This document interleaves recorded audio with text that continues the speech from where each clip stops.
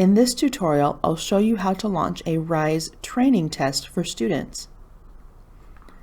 First, go to utahrise.org and look in the upper right and select Training Tests.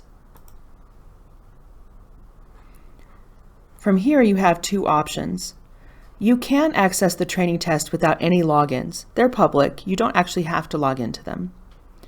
But if you want students to practice logging into the RISE system through the secure browser, you can click here, Test Administration. Log in with your RISE login,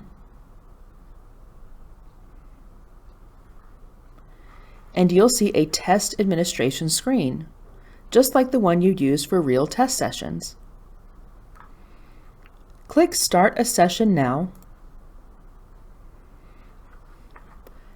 and then choose what kind of test you'd like to launch, the regular or the Braille tests.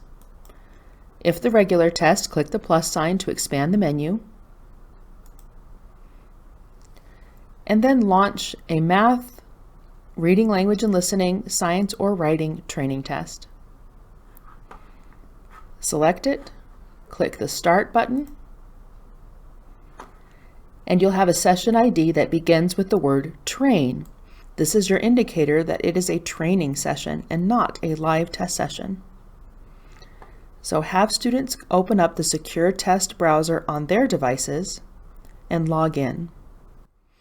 And you can see on the login screen, there is a button that will take them to the training test login.